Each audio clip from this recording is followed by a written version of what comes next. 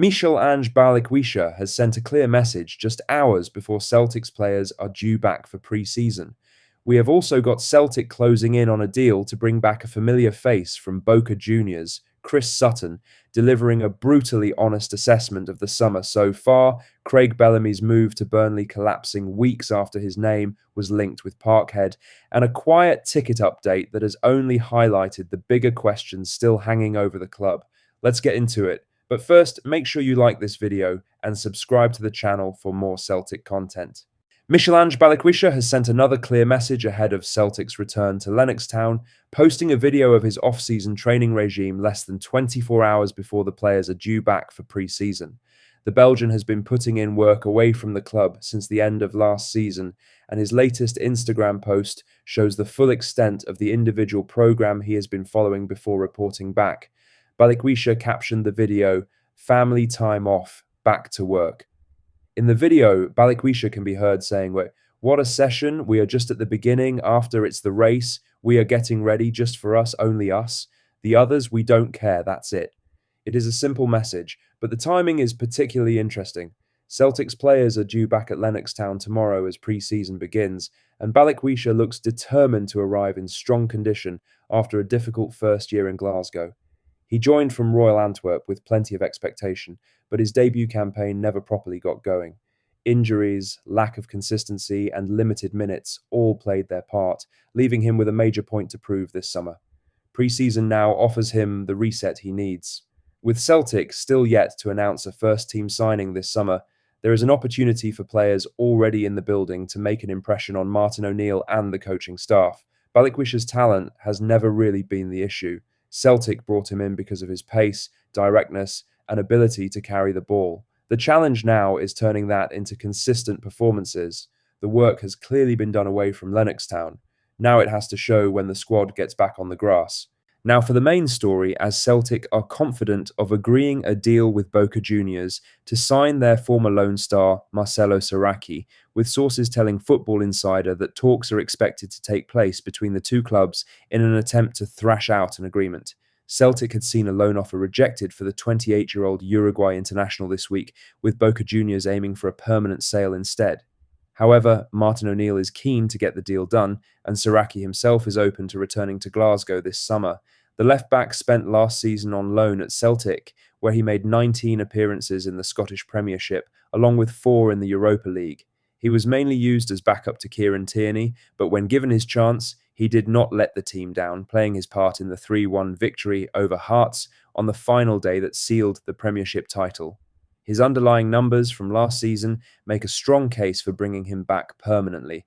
According to FOTMob, Saracchi averaged 0.14 goals, 0.27 assists, 1.90 chances created, 2.04 successful crosses, 1.09 successful dribbles, and 6.38 recoveries per 90 minutes in the Scottish top flight. Those are eye-catching figures for a player used mainly in a squad role, and they explain exactly why Celtic want him back. With Boca Juniors reportedly at a disadvantage in these talks given their preference for a permanent sale over a loan, Celtic could be in a position to secure a bargain. Football Insider has also revealed Celtic are keeping tabs on Jacob Broom, who Go Ahead Eagles have valued at £4.4 million, as O'Neill looks to overhaul his midfield options. The Saracchi deal looks the closer of the two to being finalised.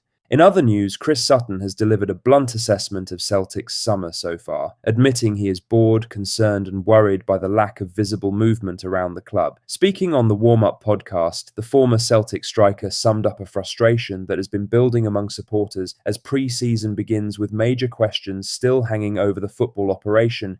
Celtic ended last season in thrilling fashion by securing the double under Martin O'Neill, but the weeks since have brought more uncertainty than clarity. Sutton said, "I am like every other Celtic fan in the world. I keep waking up and thinking it's going to be Christmas Day and it's Groundhog Day, and nothing happens. It's boring, really boring talking about Celtic, but it's not only boring, it's really concerning. It's really worrying. So let's just wait and see.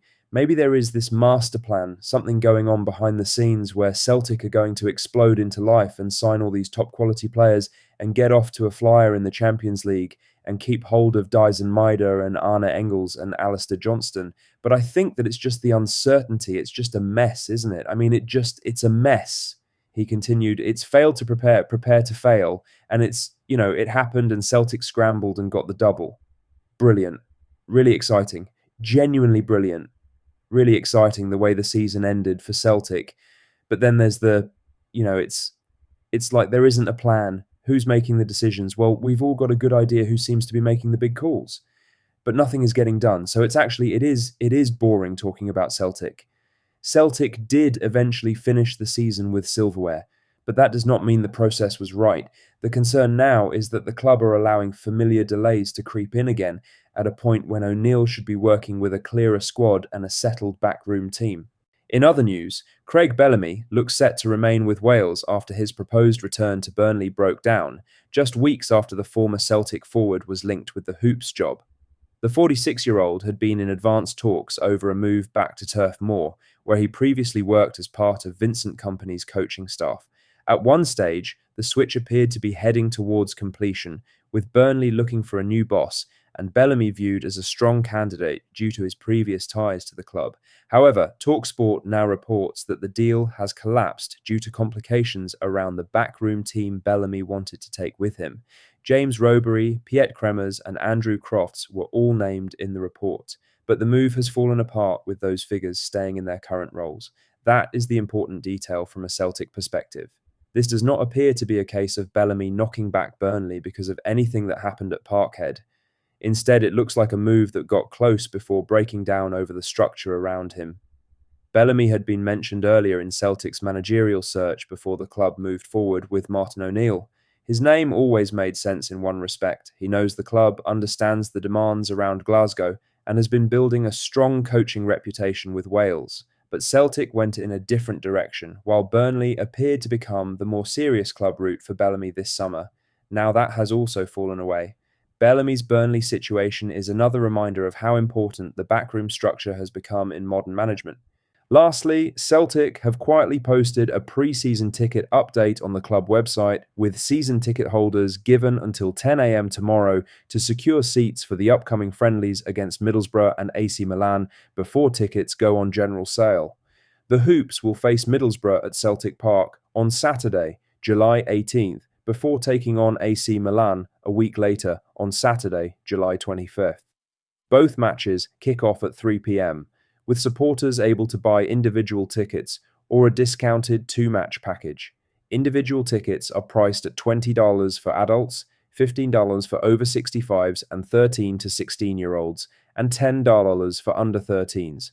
All tickets will be issued digitally. That's all the latest Celtic news for today. Make sure to hit that like button, subscribe if you haven't already, and drop a comment below with your thoughts. I'll see you in the next one. Hail, hail.